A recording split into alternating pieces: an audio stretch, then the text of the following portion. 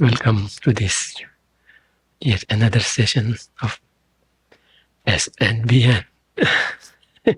I wanted to say SNN, BNN, to compete with CNN.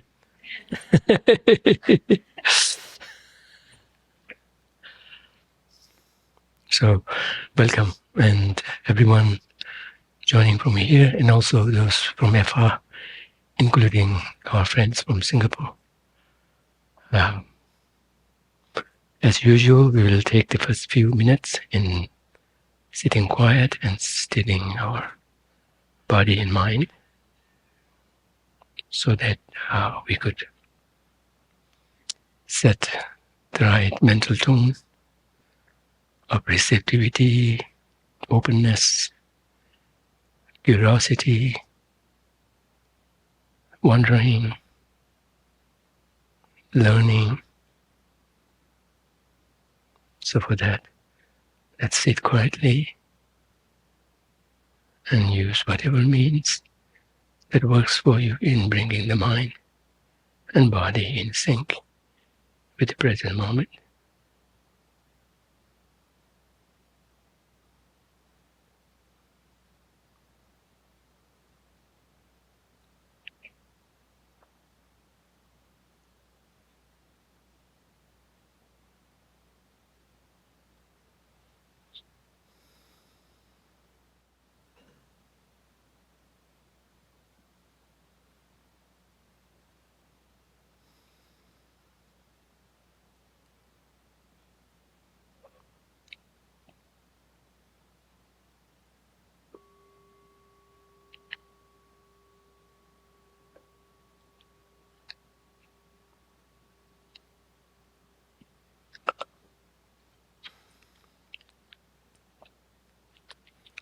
So shortly we'll be saying the homage to Buddha Shakyamuni, and for that we'll visualize the merit field in whatever way you feel comfortable, either simply imagining the presence of the Buddha, or if you want to go a little elaborate, see him surrounded by his historical disciples as well as contemporary disciples, all the way to the present moment. Lineage masters, like that. Basically, forming an assembly or a visualization that represents Buddha, Dharma, and Sangha, which we could do only having Buddha as the visualization, because he encompasses all of those. His inner qualities, be that of abandonment of negativities, obscurations, to the ultimate culmination, together with omniscient mind, constitutes Dharma. And he himself, as a Buddha, fully awakened one, is the Buddha. Likewise, his qualities are all Buddhas. And then either one could think of him having traversed the Bodhisattva path to full awakening. So his moments of being Sangha refuge, which doesn't have to be necessarily a group, but rather someone who has attained the path of seeing onward. Or else you could think of the Buddha being surrounded by myriads of its disciples through the ages, and think of their qualities. Think of them in their different stages of advancement, together with the Buddha at its culmination stage. Thinking of these, feel inspired, also encouraged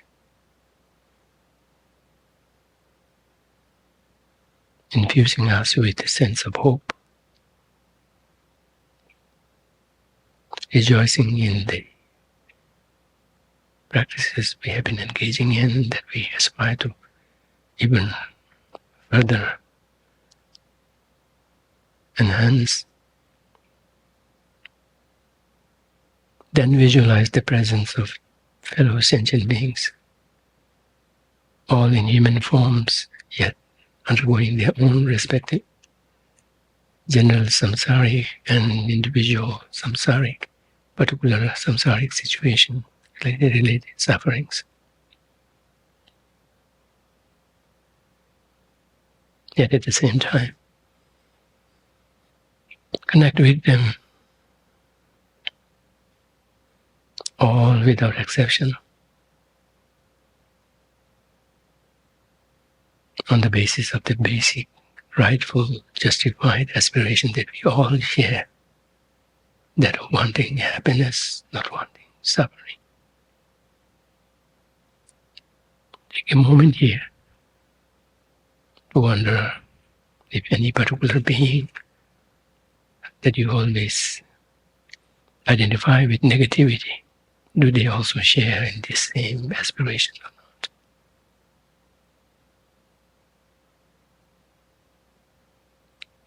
And from there, move on to all the rest of the sentient beings. And affirm strongly in this conviction that yes, like me, they are the same in aspiring happiness, not wanting suffering. Everyone shares in the same equal right to obtain it, to pursue it.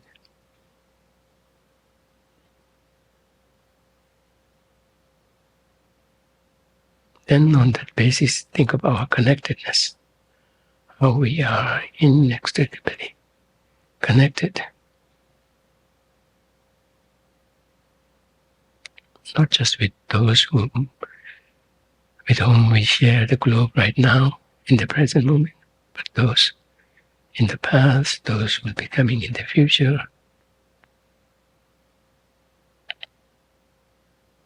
Irrespective of whether we know them personally or not.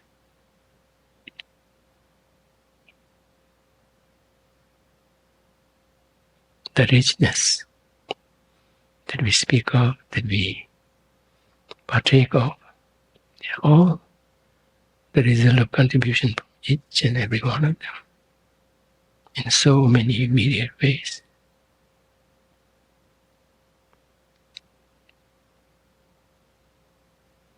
Then particularly think of their well-pronounced kindness, compassion, love, care, as well as ways by which we anyhow benefit, learn from, irrespective of their current relationships with us, provided we are open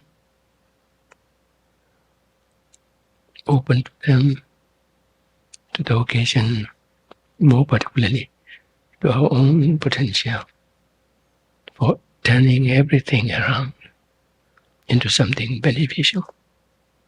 Always possible.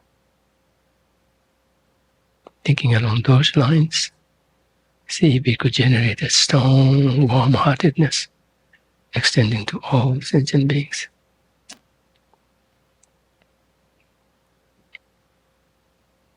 That, coupled with our sense of inspiration, hope,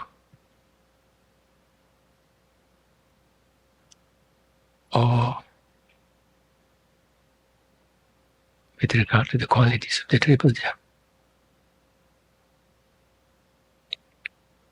Within that mindset, within that state of mentality, we'll now say this homage to Shakyamuni Buddha. Try to come up with a felt sense of what we are saying to the extent possible. Let the mind be in the moment, be infused with the spirits that these lines carry.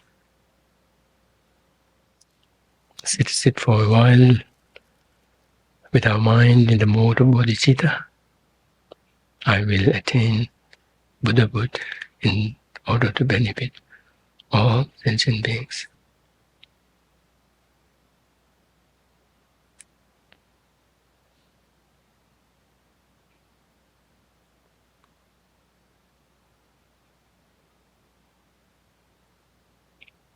Maintain this state of mind backed up by the rational behind it, possibility behind it, the hope behind it.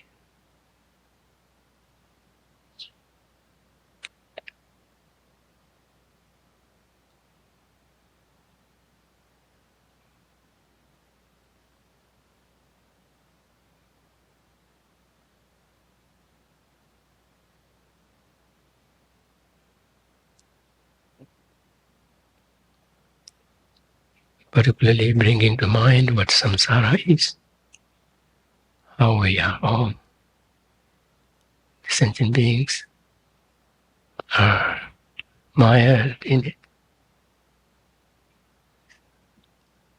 plunged in it,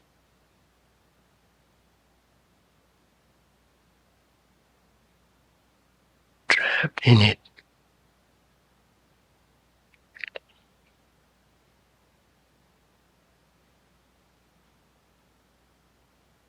How the state of being that we are aspiring to attain is completely free from those. Not just free from samsara, but even beyond that, in completely being freed of even the subtlest instincts of the afflictions,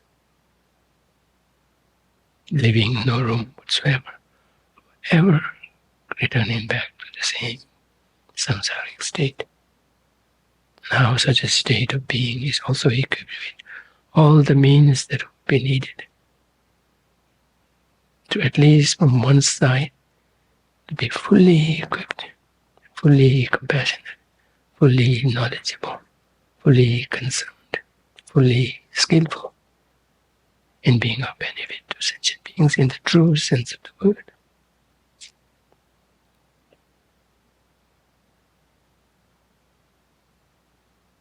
Now, between this reality of samsara and the goal of aspiration in Buddhahood, how it is connected with our Buddha nature that we share with each and every sentient beings.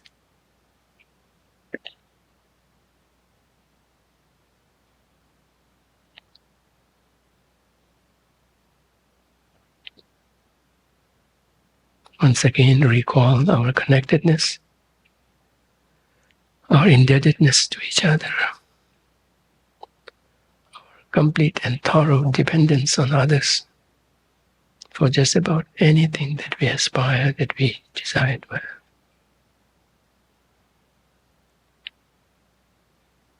From the smallest thing, petty things, petty desires that we have, to the highest goal of full awakening, they all completely dependent on others.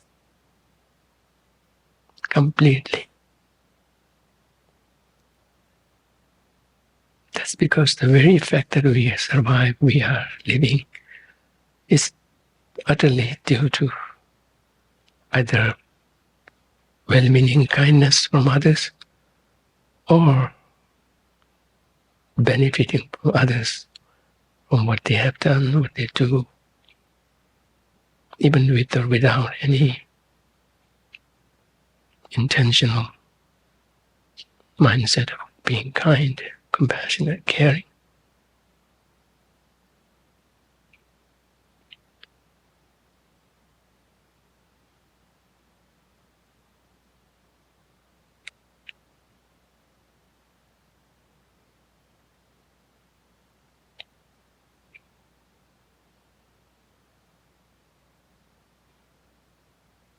How many Buddhas, Bodhisattvas have done it in the past and in the present, some are doing it.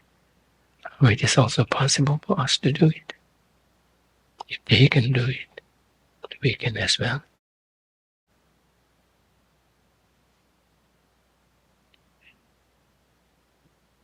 So with these reflections, feel it strongly affirmed that yes, what I'm aspiring for is not just a fantasy.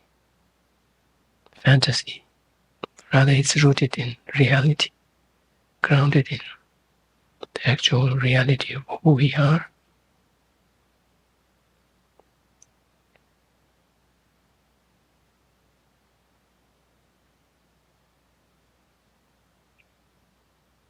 And towards that end, we are here gathered together to share the Dharma, discussing it, sharing it.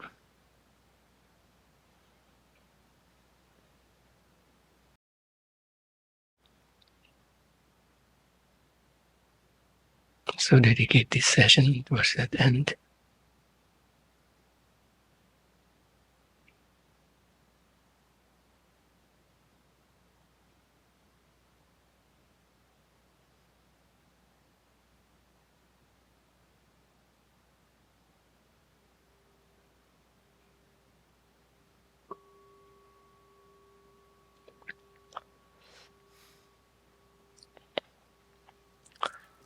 Okay, so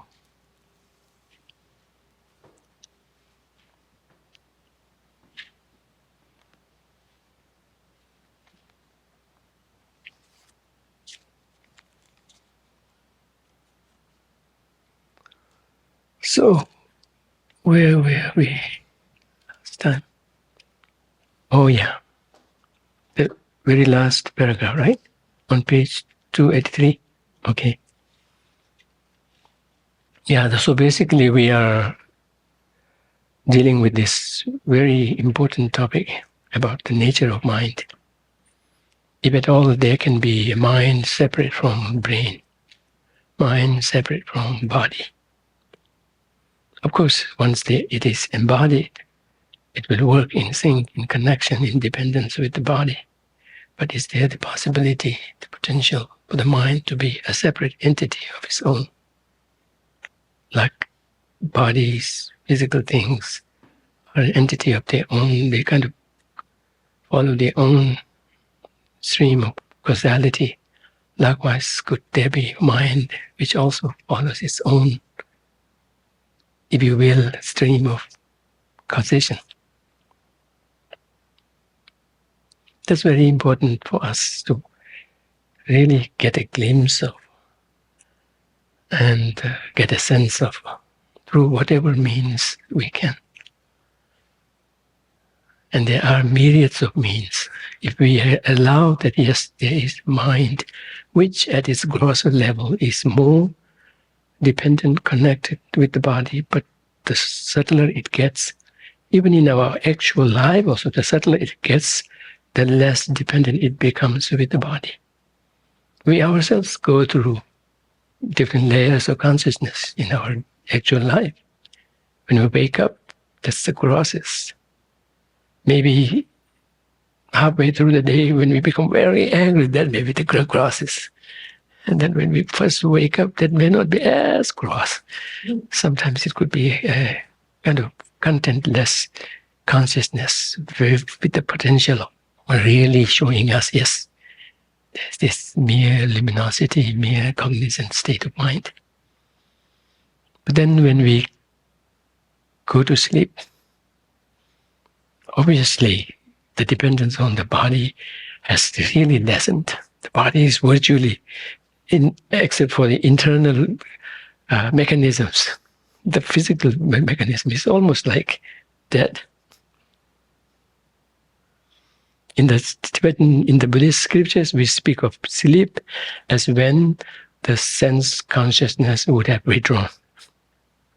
In science, they do not necessarily make that clear-cut and open, but at the very least, they say the threshold of sensory sensation has come down when we are sleeping.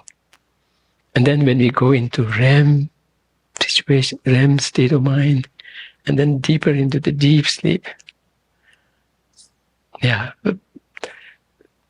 we can see the body and the mind relationship as we know from our daily experiences, has really become different. So the dependency of the mind on the body is much less.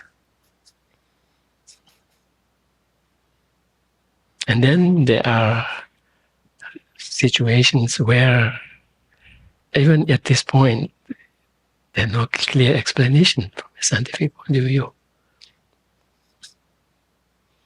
Many out-of-body experiences, like I was sharing with you last time about a friend of mine who confided in me and telling me, yes, when they had tattoo sessions, they passed out several times. Not they, he passed out several times. Oh, did I say she? You didn't hear, right? So no spoiler. But still, it's not that clear. So the person shared that she had passed out several times. And during that time, she had experience of being outside session. Now the interesting thing would be, I don't know, to see whether what she saw were actual or not. If so, it's a clear indication the mind is out of the body. So usually the tattoo, what do you call tattoo artists? Oh, yeah, definitely. Tattoo artists, they do not work on people when they pass out. They wait.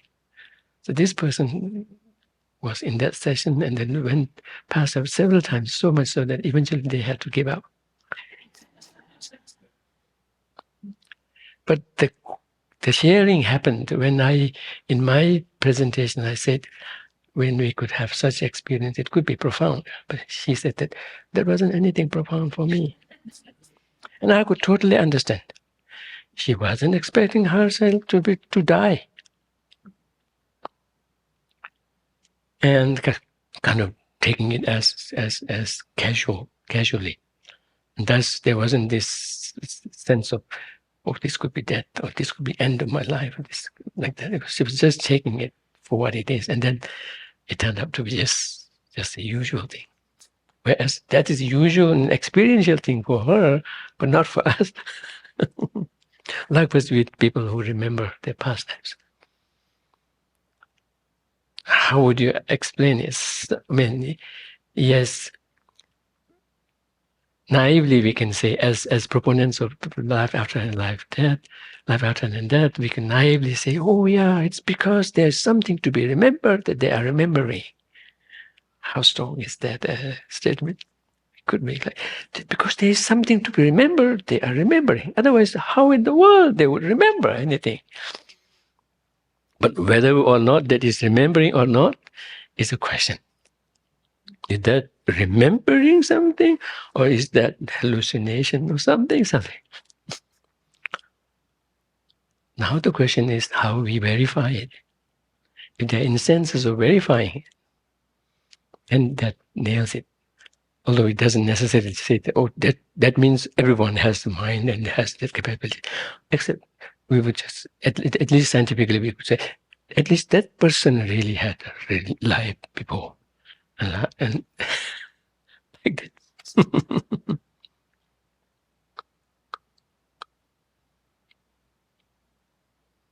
But then one thing for ourselves to look at is our mental dispositions that we come with, that we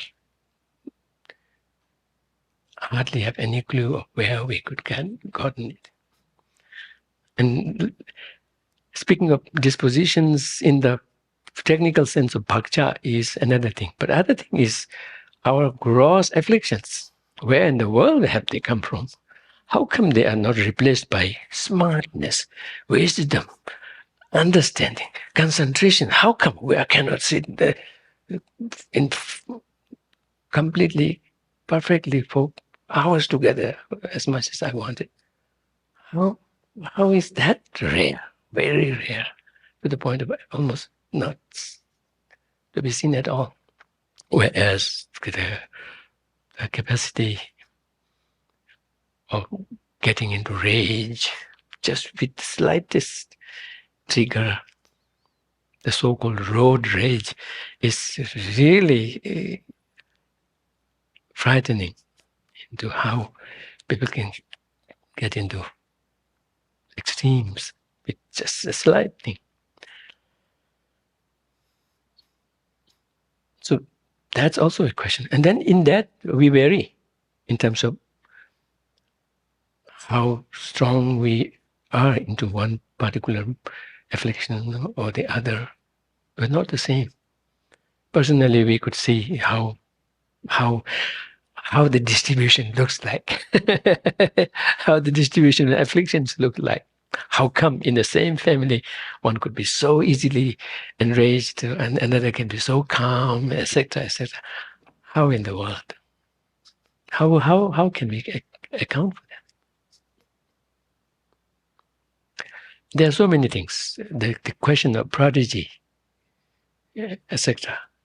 Not necessarily spiritually, but nonetheless something telling about how come in that family of not necessarily very, very smart guys, there's this young child at 10, 17, just 10, 7, just outshining, outdoing all of them.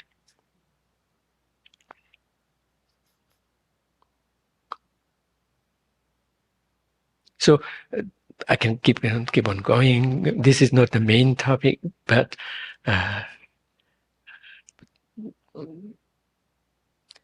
mean, the question about life after life before is not the main topic, but it's connected with the nature of mind.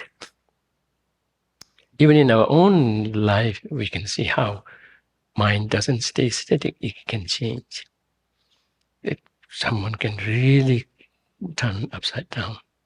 Someone who could be so angry, easily angered to the point of people, everyone agreeing that he is in the nature of anger. So therefore, don't mess up with him and don't be bothered by him. That's who he is or she is, to that extent. But they aren't that, because they aren't that always. And if they care, they could really change. Plus, irrespective of how anger-natured a person may be, there are gaps in between when he's so calm, kind, coy, joyful, peaceful, loving. There are pockets of that. So that means the possibility of seizing those pockets and expanding them and reaching, really kind of changing the ratio, quota of anger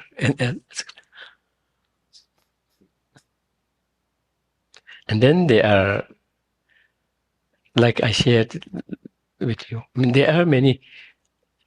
I mean, the question of someone remembering about past life,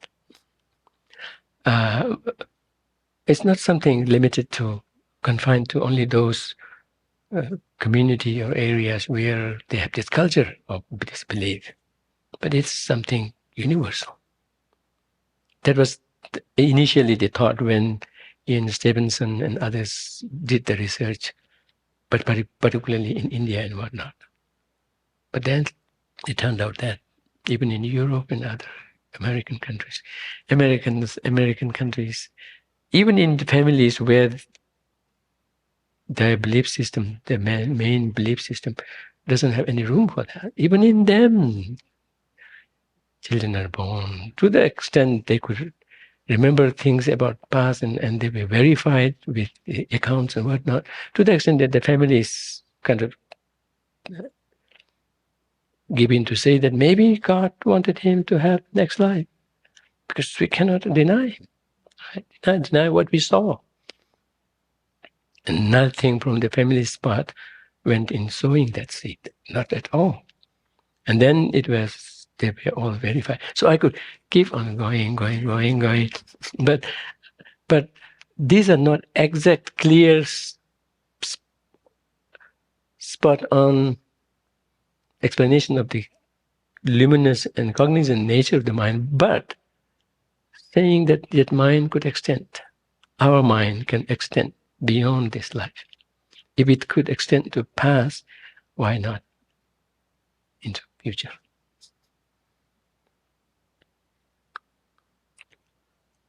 I've met some Jew friends and rabbi who said they are comfortable with two, three lives. I can accept 2, 3 lives of being reborn, but not like Buddhists say, keep on being born. Then I had to say, well, we do keep on going, but not necessarily have to keep on in this samsaric state. We could change into an enlightened being, enlightened state of being, and what's wrong with that kind of a continuity? After all, it's much better to be continuing and living than go extinct.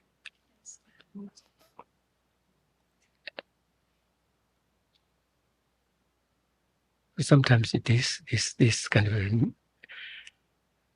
remembering this can be very helpful in whatever awful situation you may be going. At the very least, you appreciate.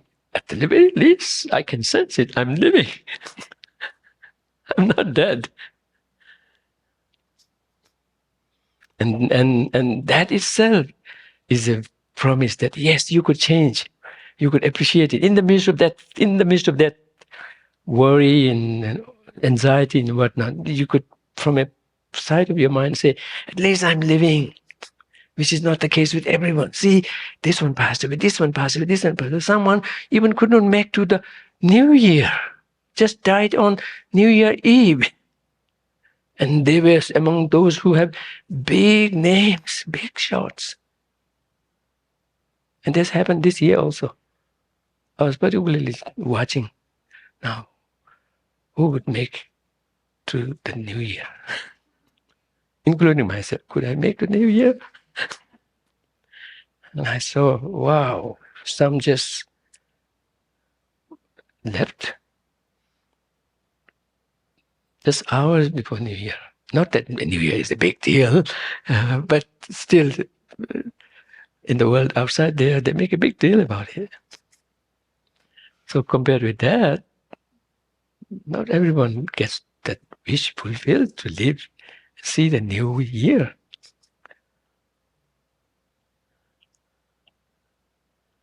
I particularly remember, is it Barbara Walters? Yes, she passed along New Year's Eve, I think, yeah. I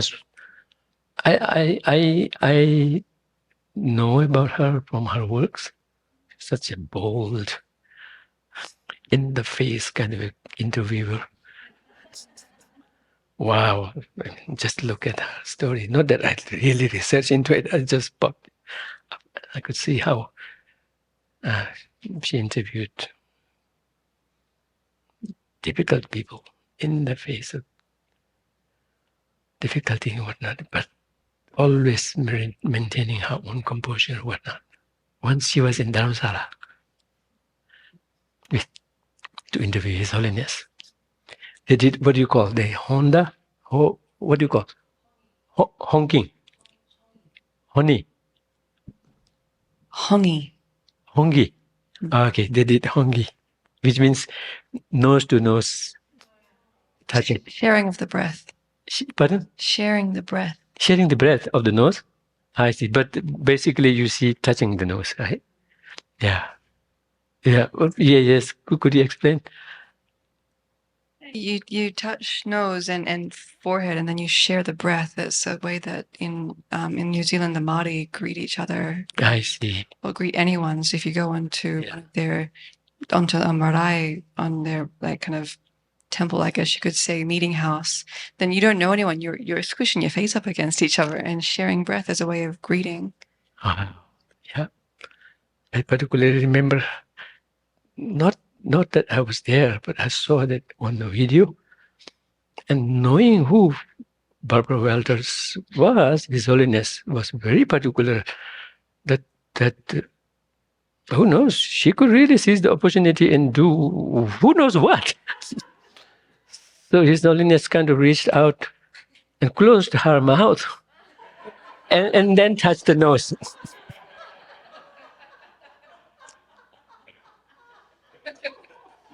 I thought that was such a presence of mind. Really, because that's a great opportunity to really make a big name about it everywhere, be the talk of the town, not just town, talk of the world. Who knows, talk of the universe. Even gods will be kind of, this happened.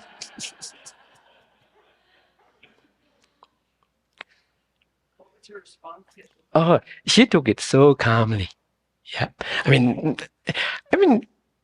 who knows what may be planning behind it, but seeing what had happened, she could just took it. But I don't think she meant anything.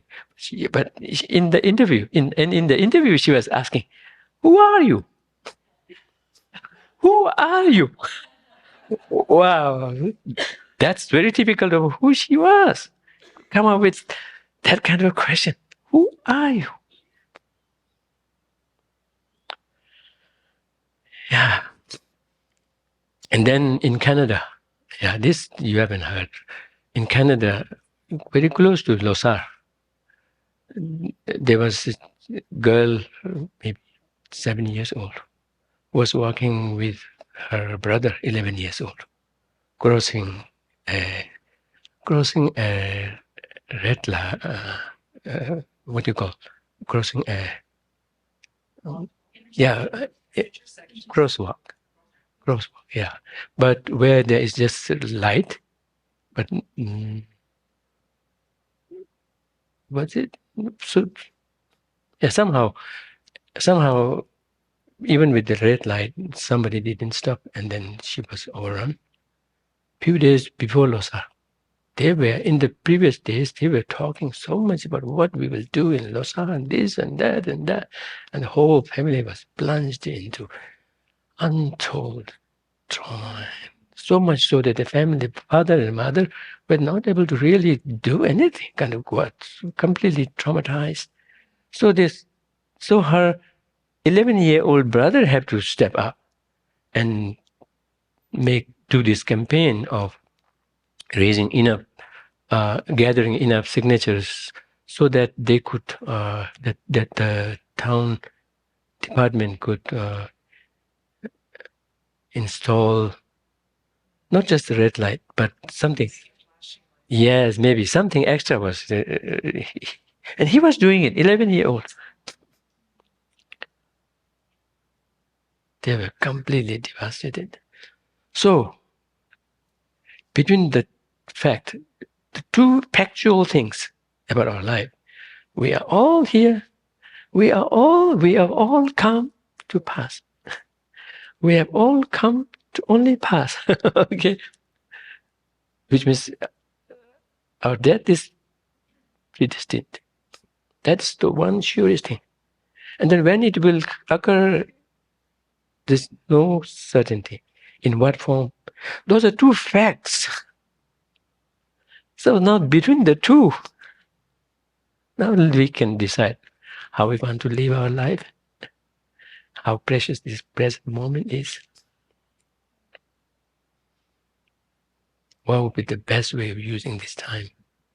Fighting out, duking it out with others, or having friendliness. Not necessarily physically, but mentally. If that's how we engage in our time while we are alive, that would be awful. And plus, if that's the state we go into death, it's quite evident what karma would have been. What karma would have been in conversation with it, with that mental, what karma would have been ripened.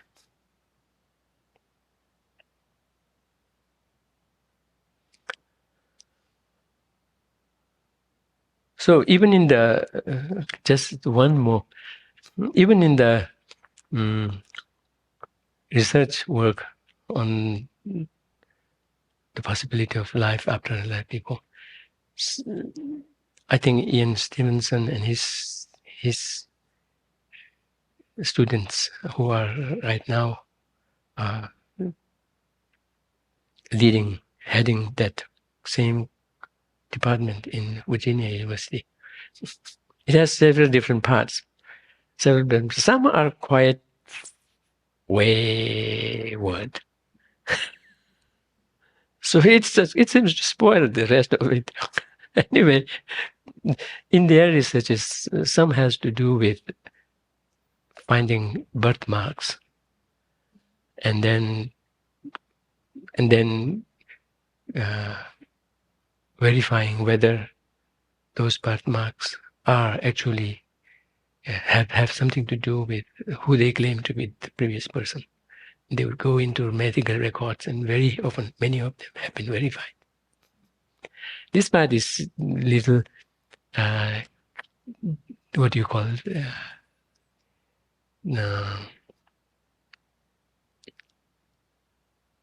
Intriguing and also little bit difficult to explain. We say mind travels. Well,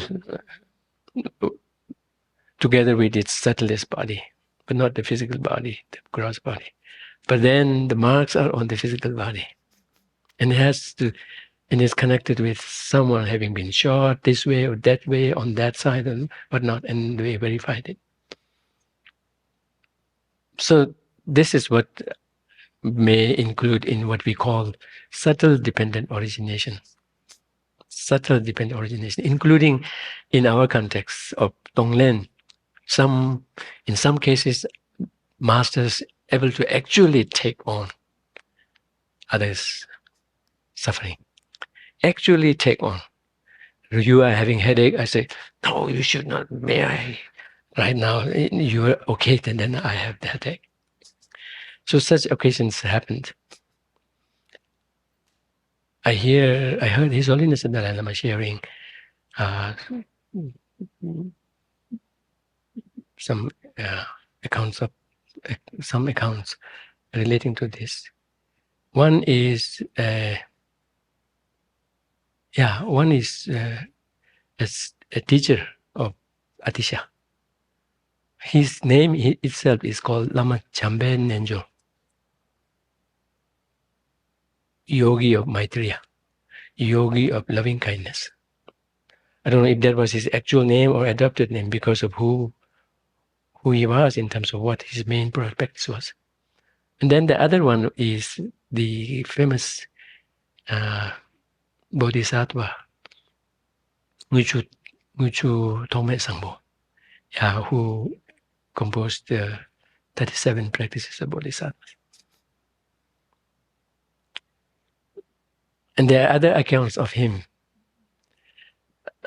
of radical change.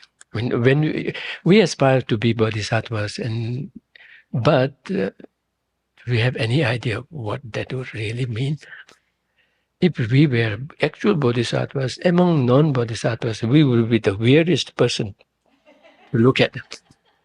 How he thinks, how he does, how easily he would shed tears, and would one such thing happened with Muchu Dhammabada, when they were the teacher and the student were together with others on a journey across the mountains on their yak back, with others carrying their luggage or not, and they were passing through a very narrow path. One or two yaks fell down. Muchu Dhammabada was among them, among the people with the caravan. It just broke. What is it? Yeah, broke down. Okay, he just. phrasal verbs is a problem for me. I know break, but what do I have to say? Break up, break down, break whatever. Anyway, so he broke down so much so that he wouldn't move. He said, "No, my mother died." And he was genuinely saying that because he was seeing everyone as having been mother, so continuously, right? To the extent that you cannot say somebody has not been your mother, right? It's just impossible to say. But in terms of in factual, whether they had actually done or not, the possibility is yes, they have several times, but nonetheless, the possibility is not eliminated, as I was saying earlier. So the Lama, the masters commented on him. I have so many disciples, but not one that is like you. I have so many disciples, but a disciple like you, just one you, that's you. So they had to leave him with some student to help, and then they left. So, yeah, it's a very radical change of mentality. Very radical change. So, be warned.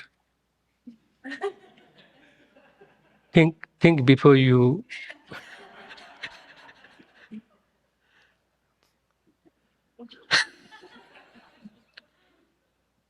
Or be prepared that will be coming. Allow that within your visualization also. Feel prepared. Pardon? Yeah, to be aware. Yep. Put on your seatbelt. Pardon? Yes, buckle up. Buckle up. There's a bumpy road.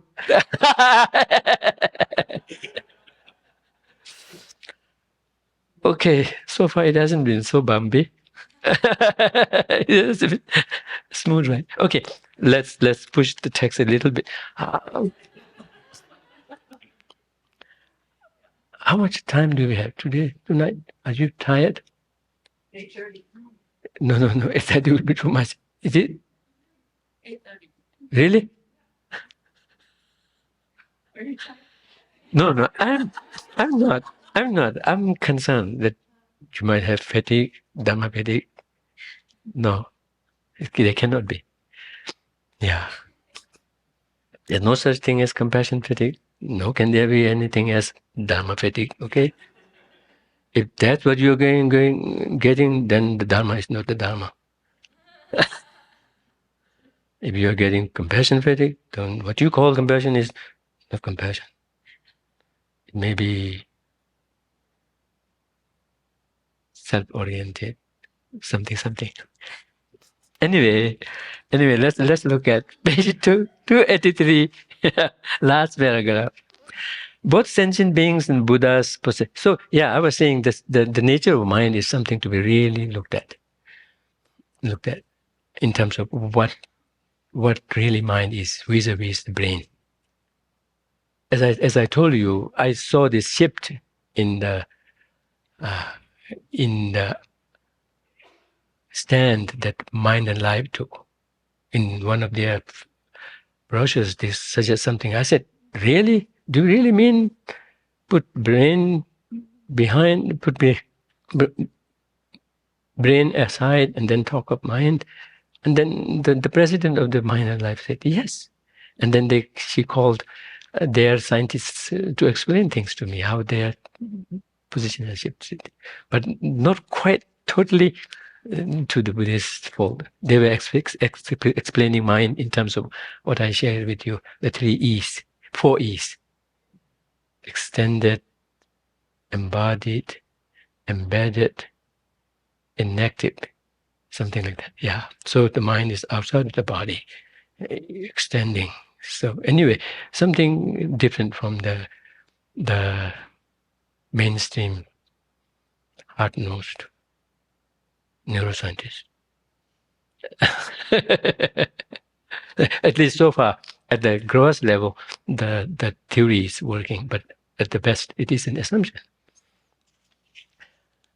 So, both sentient beings and Buddhas possess the primordially pure awake awareness of Rigpa. Yes, but at the same time, one thing to remember is, irrespective of whether there is this mind separate from body, but what we get to do in terms of Buddhist practice, even allowing that, is just be mindful of one's mental state and always take a stance of caution against afflictions and always strive to replace them with positive qualities. And that is as good as anything can be. It's a win-win. It's a win-win. If there is, I mean, you remember in Kalama Sutta, right? In there, Buddha says, somebody asks question like, many teachers come through our town, they teach differently. Last year you came and you taught about the four immeasurables. That was wonderful. But some masters come and talk about karma. Some masters come and talk about life after. We're confused. What should we do? What harm is there if you accept it? If you accept it, you will be using your time meaningfully. And you benefit right then and there. And if it turns out that there is indeed a life after, you would have already been prepared. If there is, you wouldn't have lost anything. You would have just only gained. But then on top of that, when we see of the evidences far for life before, life after, far outweigh the evidence on the other side. And then in this regard, if one is struggling and wondering, it would be good to look at not just the traditional textbooks, scriptures, but into the research work of solid scientists who have moved into this.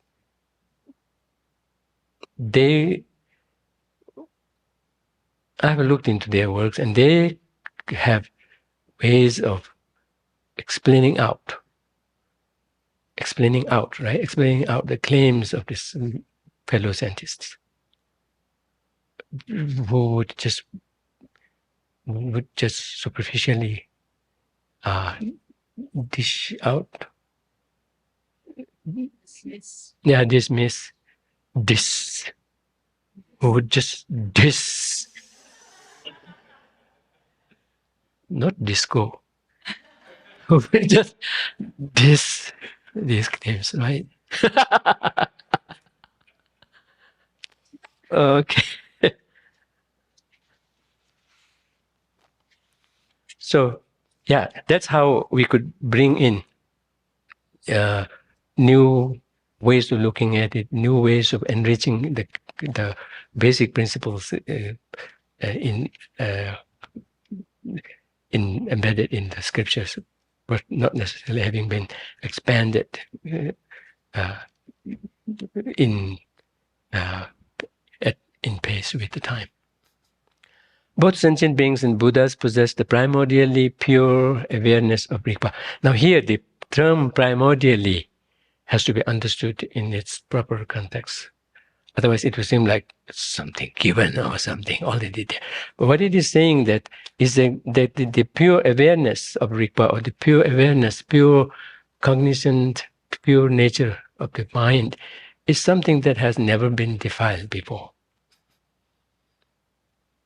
And you could look into oneself in terms of how even the mind's mental state of anger itself, when you're very angry, the Rigpa practice, particularly partly, not that I know too much about it, but partly involves, even in the midst of anger or whatnot, kind of being aware of it and then distance oneself from it, not necessarily resisting it, but at the same time not fueling it, not following it, not chasing it. Kind of, it wouldn't just go away, it would be there, but there's a possibility that you could maintain some kind of distance and then look at it without fueling it, without chasing after it, without also resisting it, but looking at it. And then in the midst of that state, there's the possibility of even having some glimpse of the luminous cognizant nature of the mind that it shares with anger, or upon which the anger mode of apprehension has been imposed. And then slowly, kind of almost speaking in physical metaphors, kind of able to extract that clear cognizant nature of the mind and diffuse the anger without its basis upon which it's landed. So it's a different way of dealing with it. Instead of kind of counteracting it with a direct antidote, it's a way of kind of distancing from it and berefting it of its fuel. And the very fact that you can say that this is anger, I'm now angry, it itself has a effect of distancing from it, instead of identifying with it. So to that extent, it's like now I am angry, or the mind state that I'm in is anger. To that extent, it kind of keeps you from totally identifying with it. And that kind of opens the space for eventually dealing with it accordingly. And in this particular technique, without really coming out with a counteractive measure, but just maintaining the composure of mere awareness of it. It's interesting. And in the midst of that, it would outwardly look like doing nothing, kind of do nothing. They make a big deal about not doing nothing being a big deal. In a way it is, because we are so busy doing something. Even when we think that we are not doing, we're doing the not doing. So we're kind of really so addicted to doing something. So if we could kind of excel in this undoing, not doing, yeah, that could open up so much about ourselves. So both sentient beings and Buddhas possess the primordially pure awareness of Rigpa.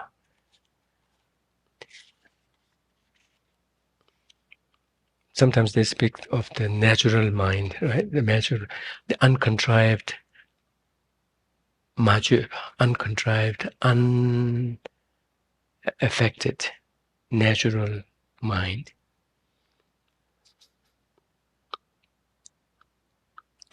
And from that perspective, there is no difference between them. However, there is a great difference between having and not having the two obscurations. So sentient beings must still practice the path, because defilements do not vanish by themselves.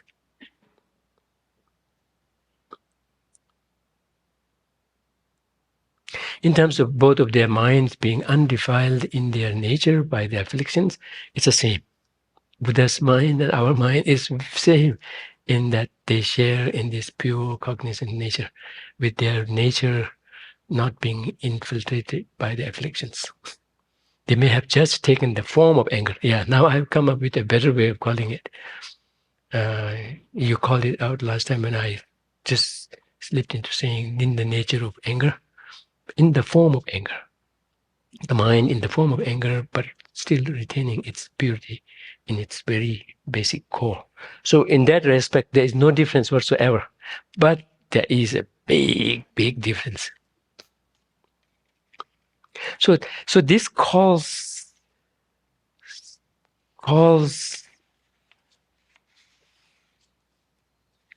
for deep thinking about what we really mean by mere level, mere name. See, it's quite intriguing and quite a coincidence that every Friday we recite this song of four mindfulness, right? And it ends with appearance-emptiness. Wow. which means there is the possibility of recognizing something being empty of inherent existence, yet at the same time, not just appreciating, but even experiencing the mere contingency of things. So it's not that when we speak of empty, things become, what do you call, negated, or things become non-existent. And when we affirm things being dependently arisen, they become dependently arisen inherently.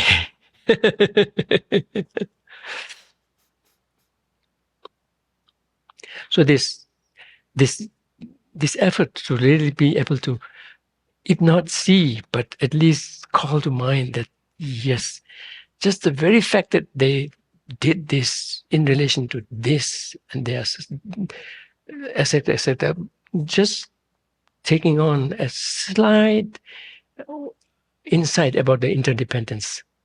You let that kind of bring you into the awareness of that. That's because they lack inherent existence.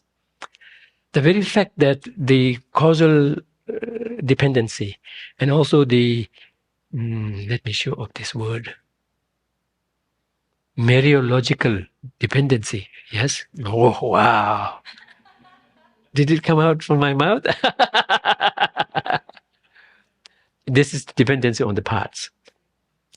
But at the same time, I have shifted a little bit in how I classify the three dependent, mereological. I think MEREO. This was affirmed last time when I shared it. When it was Sangye come to right away check and say,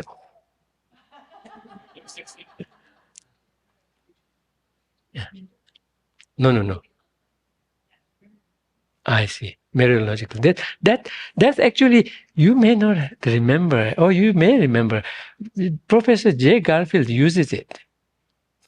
And I happen to notice it in one of his writings on Buddhist ethics that I was asked to proofread and comment on. I only succeeded in reading up to the 100th page and then submitted. Submitted my critical thoughts. I went on record for his description of me as a translator. The most difficult translator that I have ever met. Because he would say something and I'm supposed to translate it into Tibetan. I say, by the way, before I translate it, what do you mean by this? Did you mean this or this? Because this could go this way and this way, both ways. But what? I felt very justified, right? Legitimately justified to ask it. Because how else am I supposed to pass it on to them? Once I have got that qualm in me. So he ended up saying, the most difficult translator I have ever met in my life. And I took that as a compliment. Because the way I take or not is up to me. It cannot be imposed, right? So I said, oh, that's so good.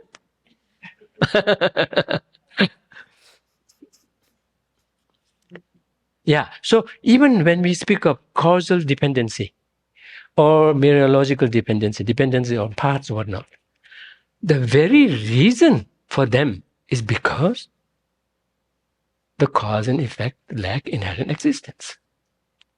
If it weren't for them lacking in inherent existence, they wouldn't be able to be causally affecting each other. So that's how if we push the causal relationship, causal dependency, it would land us into the dependency of mere designation. It's, by the way, from a Buddhist understanding, and in fact also, everything is underpinned by the fact that they lack inherent existence. They are mere dependent on radically on mere designation. And that part is quite difficult to understand when we speak of how the Buddha's mind, our mind are the same. And if we extend it even further, saying not just that, we're all same in being merely designated. Oh, then the first thought that pops up in our mind is, how good it would be if someone could designate Buddha on me. If I could rally everyone around this, talk them into really labeling me as a Buddha, maybe there's a chance of becoming Buddha instantly. I came here as non-Buddha and I could walk out as Buddha. But that's not there. So there's this need of really interweaving, dovetailing the mere designated aspect of things with the very groundedness of their being conventionally real. If I can get my way, I even want to avoid using the term conventional. I say being real, yet at the same time being merely labeled. So, and which means by the very fact that you accept things being actually there, even really there. They are really there. I mean, nothing wrong with it being really there. They are really there because they affect. I'm really here because I'm speaking and you hear me. I'm really here. So nothing wrong with the word itself. So I'm really here, but not inherently. So to be able to really interweave the two and see no contradiction, instead seeing them reinforcing each other. One without the other cannot be ever possible, and one should be able to conceive that that's not possible to that extent. That's when, and that seems to be that seems to be difficult. That's why this expression with which we end this recitation on Fridays, appearance-emptiness, is so, what do you call, so challenging at the same time, so challenging at the same time, so willing to take the challenge. Be able to affirm the emptiness of everything, but at the same time affirm. Because, by the way, when we speak of things being empty of inherent existence or things being empty, we are affirming their reality. We cannot speak of things being empty when there is nothing. I mean, we can speak of emptiness, but that wouldn't be on par with the emptiness that we really aspire to understand. If we were to think of it on a rabbit's horn,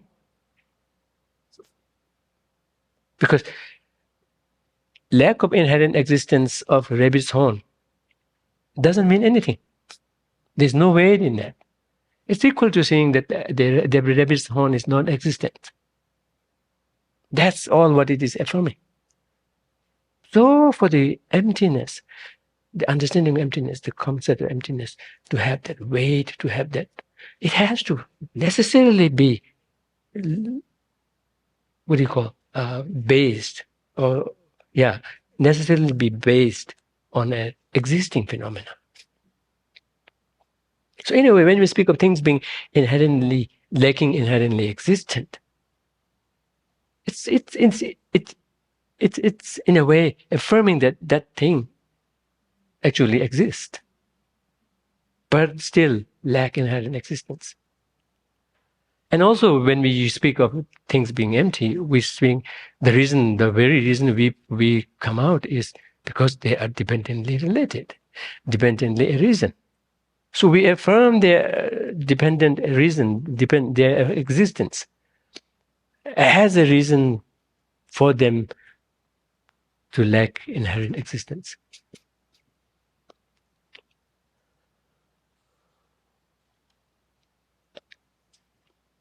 But that part is easily spoken, difficult to experience. That's why there's a telling statement, composition in Lamrim where Tsongkhapa says, when push comes to shove, with regard to this relationship between emptiness and whatnot, then even if you do not understand fully, just have faith in the assertions of the Prasangika Madhyamika, and then at least for the time being, accept it.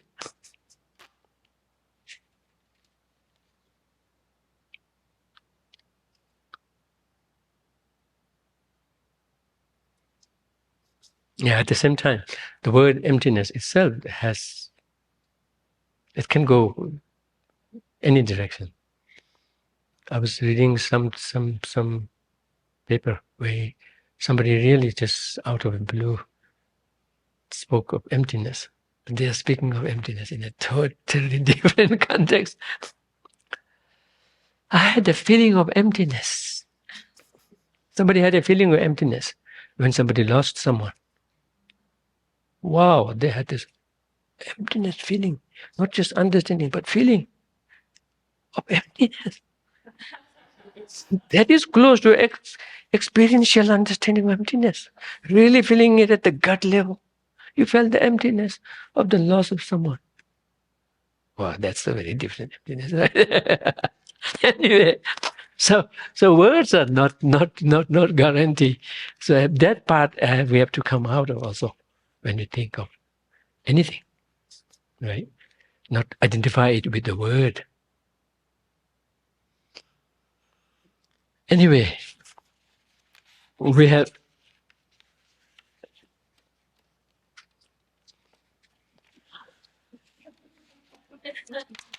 okay, yeah, yeah.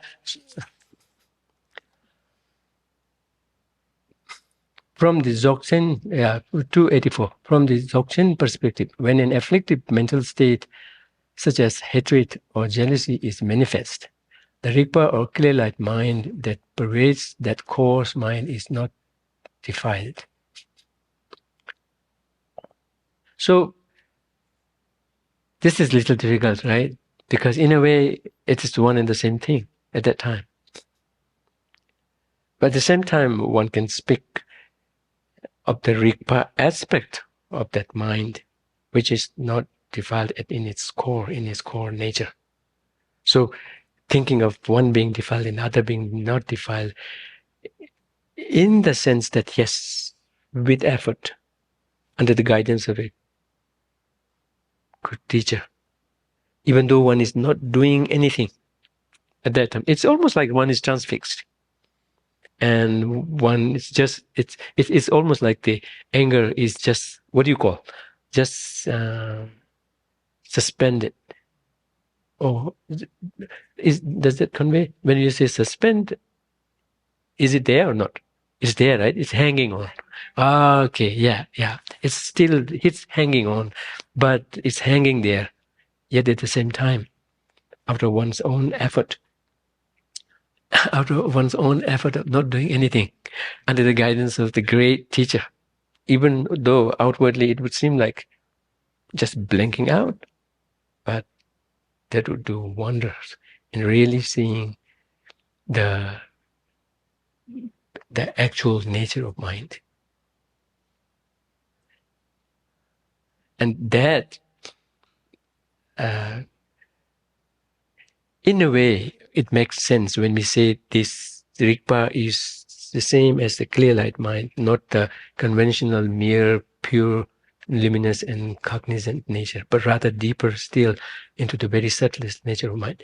Because from a Buddhist perspective, particularly from the highest yoga Vajrayana perspective, which is considered more, which is considered the ultimate intent of the Buddha. From that perspective, as a being, let's not talk about the entire universe, but as an individual being, our whole identity, our whole identity, our whole being, if we were to kind of trace it further and further and further and further by taking the layers off, ultimately we would land on the subtlest clear-led mind together with its energy mount. So in a way, with that as the basis, the entirety of our being in terms of our body and mind kind of comes into being from that. And it kind of subsides, or what do you call, although, where was that? Who did we hear this from? Oh, yeah. In one of the teachings by Geshe Dadul, in the course of refuting the positions of the other non-Buddhist tenet philosophy, saying that they accept permanent source for something, and that eventually they go back into that source. In a way, it is similar here. Not that they go back, but the superficial or the grosser layers kind of become dysfunctional, and as they give in to the subtle ones, finally the subtlest one is the subtle clear-led mind. So in a way, our whole makeup of body and mind, complex body and mind matrix, is even at the grossest level, it's ultimately hinging on that subtlest mind. So there is a possibility, even in, I mean, I kind of see that there is a possibility of seeing even the subtlest clear-led mind, except it is a different way of approach of activating it. But when one suspends, not just the anger by not interacting with it, be that through resisting or fueling it, but at the same time kind of let go of any kind of activity of the mind, but be fully present. It's almost like kind of taking the layers off of the mind, and so much so that eventually nothing but for the subtlest mind would have no choice but to be manifest. So that's what I think is could be called going on, or maybe completely off kilter. Okay, there is still the potential for Rigpa to shine forth. This is the source of statements in Dzogchen literature that resemble Nagarjuna's assertion in the praise to the sphere of reality, where it says, "Within afflictions, wisdom abides." Yeah, there I looked up the praise to the sphere of reality. Oh, it could be translated as praise to Dharma Dhatu. Yeah, praise to Dharma Dhatu. That sounds more exotic. Let's keep that. Praise to Dharma Dhatu. Oh, even the very name itself seems to invoke some experience. I did. Okay.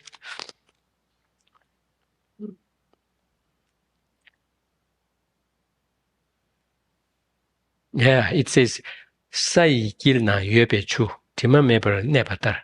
Just as the water in deep inside the earth, just as the water deep inside the earth remains undefiled, likewise, in the midst of afflictions, wisdom abides. And that wisdom abides without being defiled. So that's what Venerable is referring to.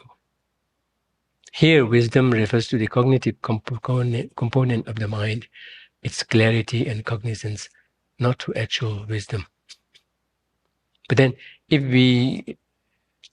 we associate it with the Dzogchen literature, then this wisdom would have to be the subtlest clear-led mind. right? That cognitive component is called wisdom because it is the cause for wisdom to arise in the future.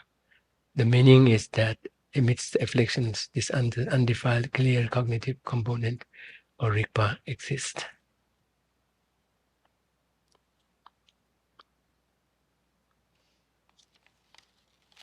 Yeah.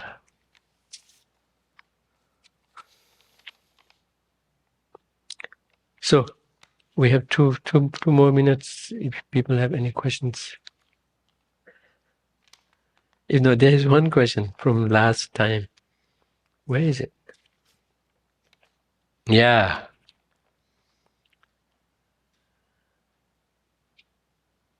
Yeah. If I remember correctly, during one of the illumination of the intent in the reviews, I remember that. We had a fun. Whoa, that was something I was looking forward to every day. It almost that brought back memories of our debate with Geshe. We spent years and years together, almost on a daily basis, because we were in the same class, and people would not come and debate partner with us because we were serious students, and they would say, no, please, no, I don't want to spoil, waste your time. So even classmates would go away. Sometimes that happens. So we ended up really debating together years and years and years. Yeah, so I was immediately reminded of that. You mentioned, so okay, if I remember correctly, during one of the illumination of the intent reviews, you mentioned that bodhisattvas do not fight the afflictions as strongly as physical, fundamental vehicle practitioners. Can you explain this a bit more? Bodhisattvas are open to use even afflictions for the service of sentient beings because their intention is not individual liberation. Their intention is full awakening, nothing but full awakening. And while thinking of that, they do not have individual liberation in their perspective. They were even ready to sacrifice individual liberation if at all that's going to help in serving others. So their focus is not individual liberation at all. But the only way to full awakening is by being individually liberated. But in the meantime, their focus is not on that. And because of that, it is said that in the scriptures, as bodhisattva, they outshine non-bodhisattvas the moment they generate bodhicitta by virtue of the company or the lineage or that they have now joined in, but not yet outshine non-bodhisattvas through their wisdom. But when they arrive the path of seeing, that's when they even outshine them through their wisdom. Because although at the path of seeing they would not have attained liberation, but if they were to really put all effort in individual liberation, by that time they would have gained it. So that's the reason why, although you are using the term strongly, I mean, this is Tibetan word that I struggle with, how to convey it. They are not earnestly working to eliminate the afflictions. They're open to even using it if they can for the service of others. And they are capable of sometimes. So the word, what would be the word? They do not work against afflictions on a war footing. That may not be close to it. They do not work against afflictions as earnestly as Shavakas and Pratyeka Buddhas. The Tibetan term is chetu nyerne, chetu. They do not go after the afflictions as something to be kind of something to be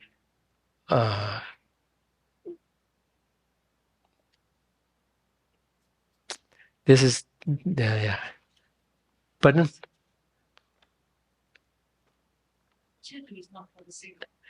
Yeah, but here it has a connotation of doing it deliberately, doing it intentionally, doing it with earnestness, with urgency. Oh yeah, some way when you say it's urgency, then it conveys something. They do not work against the afflictions urgently. That's not their burning desire. The burning desire is self-centeredness. If they could do that by employing anger or whatnot, they would be doing it. Although that's not possible. But there may be other ways of doing it, right? By which they could work against their self-centeredness. So they do employ their afflictions, particularly the desire afflictions, and then that quality becomes amplified when they practice even advanced practices. So that's the reason. So that's why they gain individual liberation only at the eighth path, and that's not by working so urgently for it, but by virtue that has to pass to go to full awakening. But if they were to really put full effort, then they could have easily done it at the path of seeing. So that's how. So, yeah. With that, we will stop here. But at the same time, this is not to say that we drop our drop our guard against the afflictions, because this we are talking of someone who has really generated bodhicitta, and by that itself they would have gained so much of strength and so much of strength to kind of eventually progress to